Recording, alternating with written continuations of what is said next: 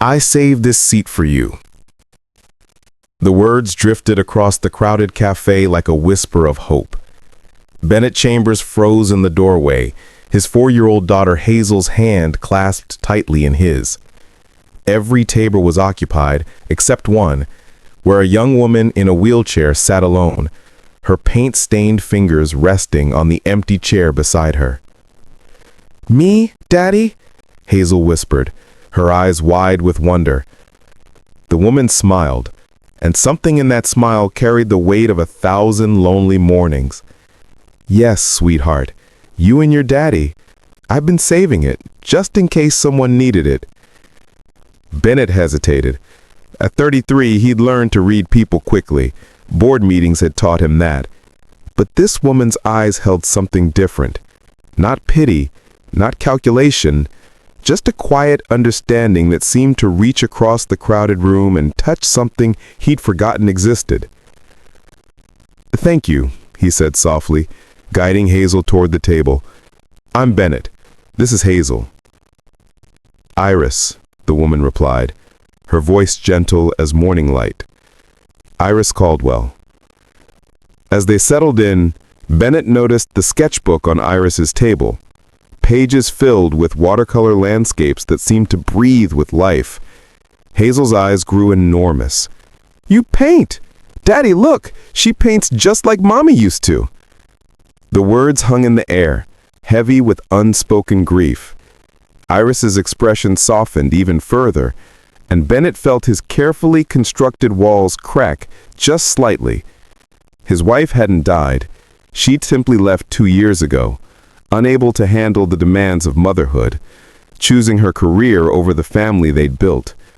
But to Hazel, who barely remembered her, the absence felt the same as death. "Do you like painting?" Iris asked Hazel, her voice carefully neutral, giving Bennett space to breathe. "I love it, but I'm not very good. My pictures look all messy." Iris leaned forward, her expression serious. "The best art always looks a little messy at first. That's how you know it's honest." She glanced at Bennett, then back to Hazel. "Would you like to see something?" From her bag, she pulled out a small watercolor set and a piece of paper. Right there in the cafe, she began showing Hazel how to blend colors, how to let the water guide the pigment, how to trust the process. Bennett watched, his coffee growing cold, as his daughter's face transformed with pure joy. What Bennett didn't know, what he wouldn't discover until weeks later, was that Iris came to this cafe every single day at the same time, always saving that second chair. Not because she expected anyone specific, but because her older sister, Vanessa, had once told her she took up too much space, that her wheelchair was an inconvenience, that she should make herself smaller, less visible. So Iris had decided to do the opposite. She would save a seat, she would take up space, she would invite the world in, even if the world never accepted the invitation. "Why do you come here?" Bennett found himself asking one Tuesday morning, 3 weeks into what had become their routine. Hazel was at preschool, but he'd started stopping by anyway, drawn by something he couldn't name. Iris looked up from her sketchbook, her eyes distant. "My parents died 7 years ago. Office fire. They worked on the same floor. They never got out." She paused, her fingers tracing invisible patterns on the table.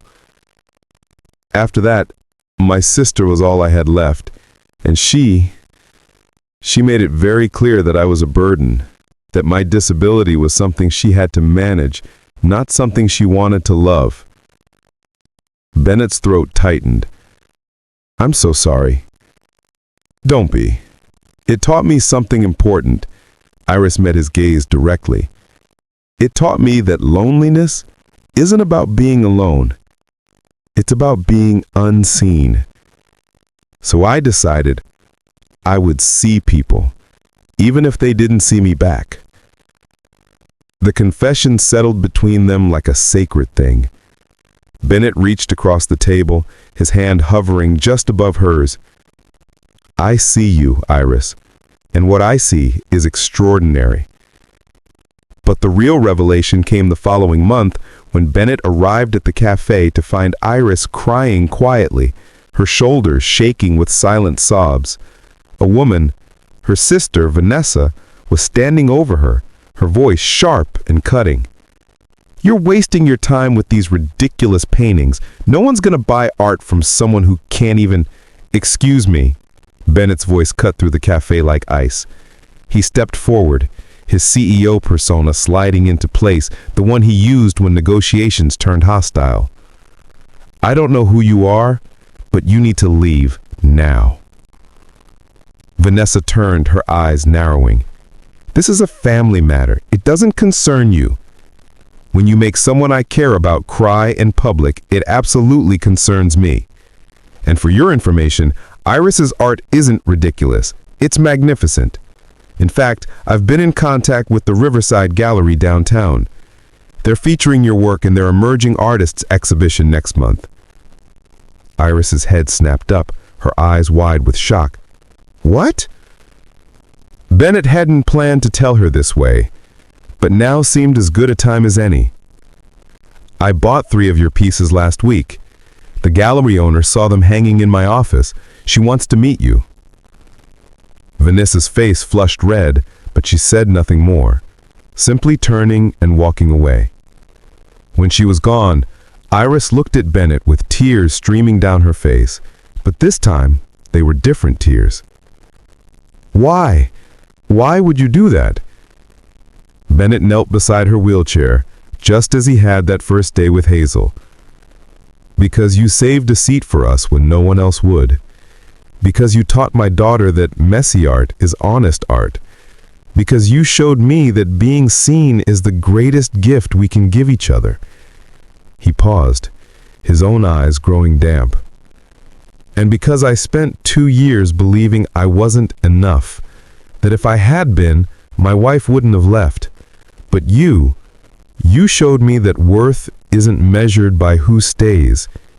It's measured by how we show up for each other in the small, quiet moments. 3 months later, Iris's exhibition opened to a packed gallery. Hazel stood beside her, holding her hand, pointing out her favorite painting, a watercolor of a cafe table with 2 chairs, one empty, one waiting. Bennett stood back, watching these 2 people who had taught him that family isn't always blood, that love isn't always romantic, and that kindness is simply choosing to see someone when the world looks away. As the evening wound down, Iris wheeled over to where Bennett stood. You know what I realized? She said softly. That empty chair wasn't waiting for you and Hazel. It was waiting for me. I was saving a seat for myself, a place where I could finally belong. Bennett smiled, his heart full in a way it hadn't been in years. And you know what I realized? That the most important seat we can save is the one we offer someone else. Because in doing so, we discover we're not alone after all. True kindness begins the moment we choose to see someone, not just their circumstances, but their worth. When we save a seat for another, we often find they've been saving one for us too. If this story touched your heart, please like, share, subscribe, and comment. Let's spread more stories of kindness and hope together.